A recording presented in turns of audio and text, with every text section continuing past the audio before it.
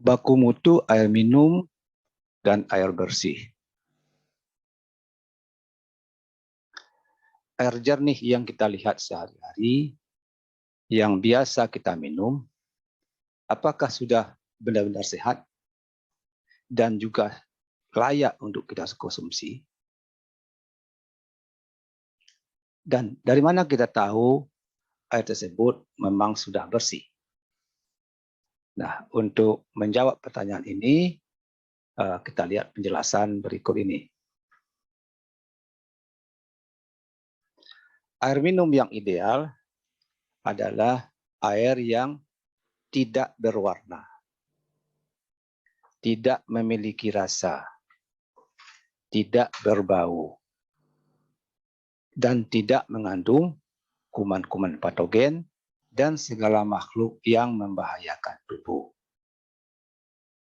Serta tidak mengandung zat kimia yang dapat mengubah fungsi tubuh. Dan yang penting juga diperhatikan, dapat diterima secara estetis.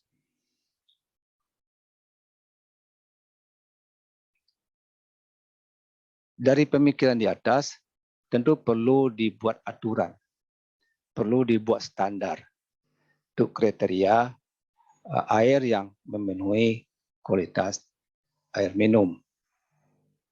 Jadi peraturan yang memberi petunjuk tentang konsentrasi berbagai parameter yang boleh ditoleransi ada di dalam air minum atau air bersih. Seperti apa standar air bersih? Nah, standar air bersih merujuk kepada keputusan Menteri Kesehatan Republik Indonesia nomor 1405 Menkes /SK/11 tahun 2002 tentang persyaratan kesehatan lingkungan kerja, perkantoran, dan industri. Jadi menurut keputusan Menteri ini, air yang dipergunakan untuk keperluan sehari-hari dan kualitasnya memenuhi persyaratan kesehatan air bersih sesuai dengan peraturan perundang-undangan yang berlaku dan dapat diminum apabila dimasak. Jadi pengertian dimasak di sini diolah ya, karena sekarang air bisa diminum walaupun tidak dimasak ya, tapi sudah di treatment terlebih dahulu. Persyaratan air bersih. Ini bisa dilihat dari 4 aspek.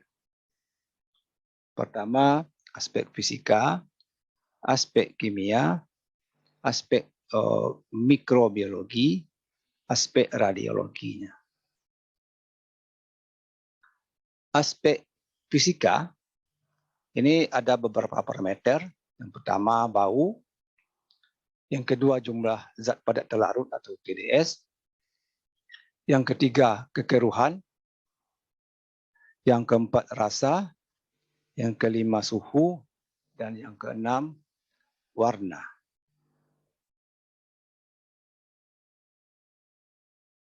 Nah, aspek fisik ini, ya, kira-kira kriterianya air ini harus bersih dan tidak keruh. Tidak berwarna apapun dan tidak berasa apapun dan tidak berbau apapun. Suhunya suhu normal ya. Suhu normal yang dimaksud adalah suhunya perbedaannya dengan suhu udara di atasnya plus minus 3 derajat. Dan tidak meninggalkan endapan. Kita lihat aspek bau. Air yang normal tentu tidak berbau. Bau muncul karena ada gas yang menguap dari air tersebut. Nah, kebanyakan berasal dari bahan-bahan yang sudah masuk ke dalam air dan terdegradasi dan menghasilkan gas. umumnya disebabkan oleh penguraian oleh mikroba. Nah, mikroba di dalam air ini mengubah bahan organik, terutama gugus-gugus protein menjadi bahan yang mudah menguap. Kalau protein nanti akan diuraikan oleh mikroba menjadi gas amonia, sehingga muncullah bau dari air tersebut. Nah, jadi adanya bau di air bisa kita jadikan indikator bahwa air tersebut sudah tercemar.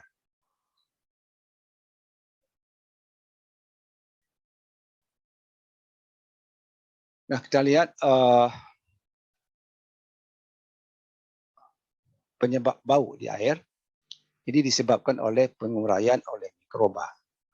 Mikroba itu ada dua macam. Ada mikroba aerob, yaitu mikroba yang hidup kalau ada oksigen. Kemudian mikroba anaerob, mikroba yang hidup walaupun tidak ada oksigen. Kita lihat mikroba aerob, dia akan menguraikan karbon menjadi karbon dioksida. Ini gas, ya, tidak berbau. Kemudian kalau unsur N nanti akan menjadi amonia dan asam nitrat. Amoniaknya agak berbau, ya, tapi asam nitratnya tidak, karena berupa cairan. Belerang menjadi asam sulfat, fosfat menjadi asam fosfat. Jadi kalau penguraian oleh mikroba aerob relatif tidak berbau. Nah, kita lihat penguraian oleh bakteri anaerob. Di sini karbon, ya, akan menjadi CH4 ini seharusnya, ya, menjadi metana. Ini akan menguap berupa gas. Nitrogen menjadi A, NH3, dan amin ini gas dan ini berbau. Sulfida atau belerang menjadi H2S, ini juga gas. Fosfat menjadi fosfin, dan komponen fosfor lainnya ini juga berbau. Jadi penguraian oleh bakteri anaerob umumnya menghasilkan gas yang berbau. Itulah sebabnya bau bisa dijadikan indikator bahwa air tersebut sudah tercemar. Zat padat terlarut atau TDS. Jadi zat padat terlarut bisa terdiri dari zat-zat organik, garam-garam anorganik, dan bisa juga gas-gas yang terlarut di dalam air. Biasanya kalau TDS-nya meningkat, kesahadannya bisa juga meningkat. Karena kemungkinan di dalam TDS ini ada kalsium dan magnesium. Sehingga bisa meningkatkan kesadaran air. Selanjutnya kekeruhan. Sumbernya juga dari zat-zat anorganik, bisa lapukan batuan, logam. Ya. Kalau dari zat organik bisa juga dari lapukan tanaman, hewan-hewan yang mati, ya, limbah-limbah industri.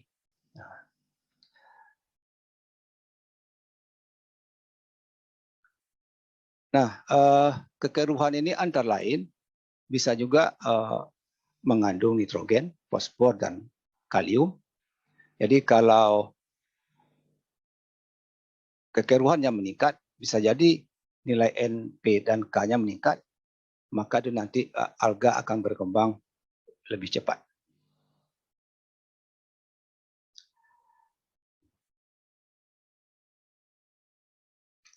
Rasa air. Air murni tidak berasa, kalau hanya mengandung H2O tidak berasa. Kemudian untuk air minum juga tidak boleh memiliki rasa. Walaupun air minum bukanlah air murni, tapi yang penting tidak berasa. Jadi rasa air itu berasal dari zat-zat yang terlarut ke dalam air tersebut. Aspek kimia itu tidak mengandung bahan-bahan kimia yang beracun. Tidak mengandung zat-zat kimia yang berlebihan. Jadi boleh dalam kadar tertentu sesuai dengan baku mutu air minum, ya, tapi tidak boleh melewati batas tersebut. Mengandung iodium yang cukup, pH-nya antara 6,5 sampai 9,2. Ini khusus untuk kriteria air bersih. Kita lihat parameter kimiaan organik. Ini yang ada di dalam baku mutu air bersih, ya. Nah, untuk air minum ada di tambahan yang yang lebih spesifik. Ini aluminium, berelium, perak, sulfida, tembaga. Ini ada dalam baku mutu air minum. Sedangkan pH hanya untuk air bersih. Jadi untuk air minum tidak perlu pH karena zat-zat lain di dalam air ini sudah dibatasi, otomatis pH-nya nanti masuk dalam kriteria yang ditoleransi. Ini parameter kimia organik. Kebanyakan senyawa-senyawa yang ada klornya, ya, ini kloroforum, ya, dikloroetana, ya, heptaklor, ya. Jadi yang kebanyakan yang ada unsur klornya. Aspek biologi, bakteri, ya, umumnya dan khususnya bakteri penyebab penyakit, terutama E. coli. Ya. Masuknya E. coli ke dalam air minum biasanya karena sanitasi yang tidak baik, yaitu septic tank yang tidak mungkin terlampau dekat dengan sumber air minum, atau pembangunan septic tanknya tidak memenuhi persyaratan sehingga septic tank tersebut bocor ke dalam sumber air minum. Kemudian kuman patogen, parasit, ya itu aspek biologi. Kemudian untuk parameter mikrobiologinya, air minum ya terkontaminasi oleh bakteri dan virus itu bisa mengakibatkan sakit, bahkan bisa juga menyebabkan kematian. Ya. Nah, bahan pencemar yang dapat mencapai air tanah melalui berbagai sumber, diantaranya meresapnya bakteri dan virus melalui septic tank seperti dijelaskan di atas tadi, ya, terutama bakteri coli. Bakteri bisa jadi indikator sanitasi. Ya. Jadi bakteri yang keberadaannya dalam pangan menunjukkan bahwa air atau makanan tersebut pernah tercemar oleh kotoran manusia. Jadi adanya bakteri tersebut pada air atau makanan menunjukkan bahwa ya, air atau makanan tersebut pernah mengalami kontak dengan kotoran yang berasal dari usus manusia.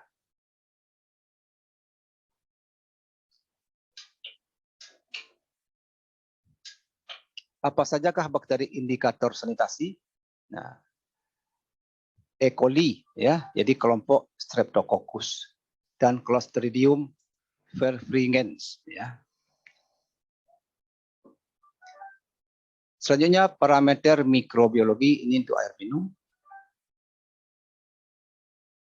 Coliform tinja, ya, jadi harus 0 dalam 100 ml. Ya, ini ujinya untuk 100 ml air. Total coliform juga harus 0 dari 95 sampel yang diperiksa selama setahun. Kadang-kadang boleh 3 per 100 ml sampai air, tetapi tidak boleh berturut-turut. Nah, coliform tinja 0 ya per 100 ml, bukan air pipaan. Ya. Total coliform juga 0 per 100 ml, bukan air pipaan juga. Kemudian parameter radioaktivitas, ya, aktivitas alfa ya 0,1, ya. Aktivitas beta 1,0.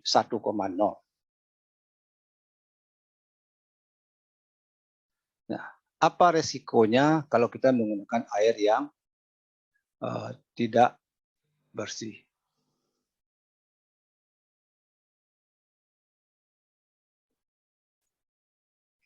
Ya, tergantung penyebabnya, ya. Apakah penyebabnya bakteri, ya, penyebabnya zat-zat kimia, kemudian zat-zat kimia yang beracun. Nah, jadi resikonya tergantung kepada zat tersebut, ya. Antara lain air yang tidak memenuhi syarat tadi adalah air yang rasanya sudah berubah atau memiliki rasa yang tidak normal. Juga airnya berwarna, ya. Bahkan kalau kita minum, kita konsumsi bisa menimbulkan penyakit. Dan ada juga yang menimbulkan keracunan, mungkin airnya mengandung racun. Bahkan ekstrimnya bisa juga meninggal. Sekian, terima kasih.